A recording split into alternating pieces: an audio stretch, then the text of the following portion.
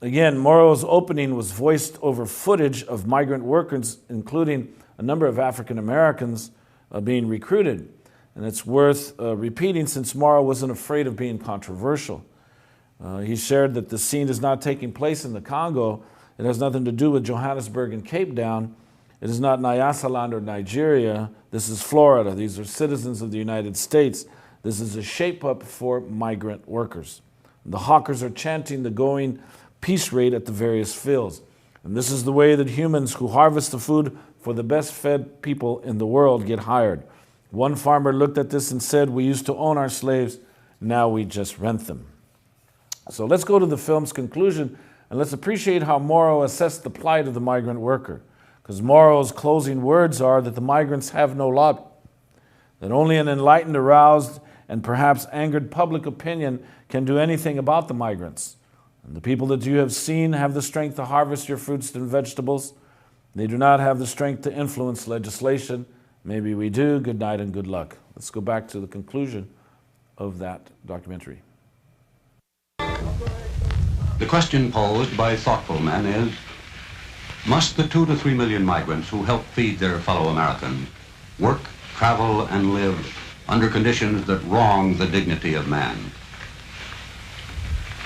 Howard Van Smith, awarded a Pulitzer Prize for his series of articles on migrant labor in the Miami News, says this.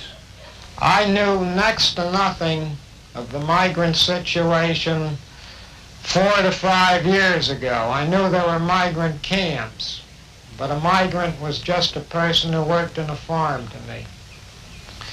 After seeing what I have, I am sure that I will devote the rest of my life to doing what little I can to help solve this problem. Secretary of Labor James Mitchell says, I feel sad. I feel sad because I think that it's a blot on my conscience as well as the conscience of all of us who are, whom society has treated a little more favorably than these people. They have no voice in the legislative halls. They certainly have no voice in Congress. And their employers do have a voice. Their employers are highly organized and make their wants and terms and conditions known to our legislators. I know of no greater pressure lobby, so-called, in Washington than the Farm Group. In all the matters in which I am interested in, I have been frustrated to a greater extent than in any other sphere of activity as Secretary of Labor in my inability to make any impact at all in terms of either regulations or law that would help the farm workers. And the pressures of the farm groups are tremendous. We guarantee to the farmer no loss in certain crops. There the farmer likes to participate in the government largesse. But Lord help the fellow like myself who dares suggest that perhaps the government should do something about the workers that work on farms. It seems to me that in our kind of a country, we no longer quarrel with the idea that a man is worthy of his hire, a fair day's work for a fair day's pay. After all, the employers of this country, as indeed the workers, are part of our way of life, and it's morally wrong, it seems to me, for any man, any employer, to exploit his workers. In this day and age, I don't think we should tolerate it. As a citizen, in or out of this office, I propose to continue to raise my voice until the country recognizes that it has an obligation to do something for them. And while men of goodwill seek to right injustice, the migrant, the lonely wanderer, the outcast, is trapped in the stream.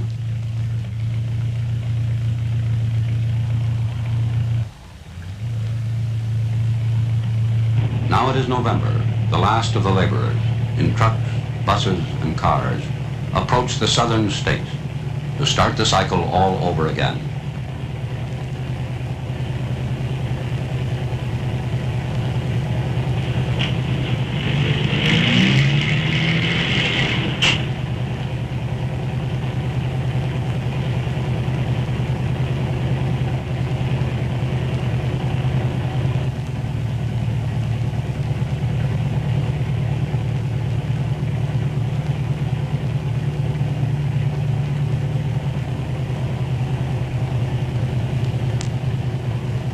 The Sunshine State welcomes them back.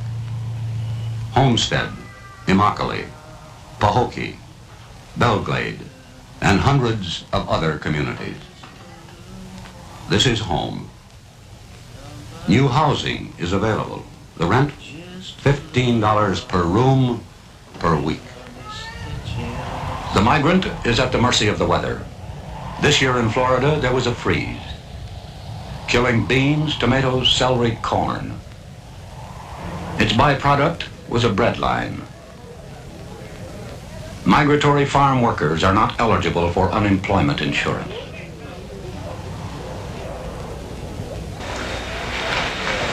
This happened in the United States in 1960. A line of humans waiting for a ration of tinned goods, milk and bread.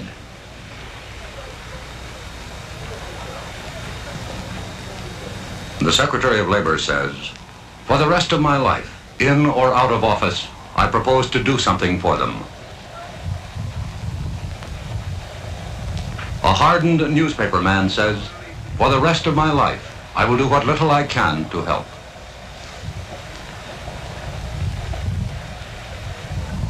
But perhaps Julian Griggs, a chaplain for the migrants, speaks for all of us.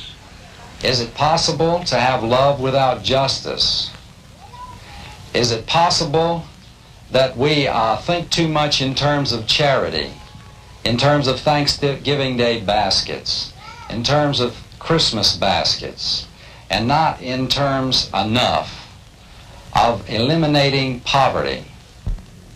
The migrants are back in Belglade, winter quarters, after months of travel and work. One said he brought back $1.65, another said $6. Another said we broke even. We were broke when we left, broke when we got back. We asked them what they thought they could do to help themselves, and they said nothing. What can we do? Last week, a presidential committee made up of the Secretaries of Labor, Agriculture, Interior, and Health, Welfare, and Education made certain recommendations regarding the migrants. Here are some of them. Extend child labor laws to cover agricultural workers. Eliminate residence requirements so that migrants will be eligible for health, education, and welfare programs. A federal law requiring crew leaders to register, thus protecting migrants from exploitation. Extension of workmen's compensation laws to agriculture. New housing regulations. States to pay local school boards for the education of migrant children. There will, of course, be opposition to these recommendations. Too much government interference, too expensive, socialism. Similar proposals have been made before. In fact, 150 different attempts have been made in Congress to do something about the plight of the migrants. All except one has failed. The migrants have no lobby. Only an enlightened, aroused, and perhaps angered public opinion can do anything about the migrants. The people you have seen have the strength to harvest your fruit and vegetables. They do not have the strength to influence legislation. Maybe we do. Good night and good luck. Again, this was a very powerful documentary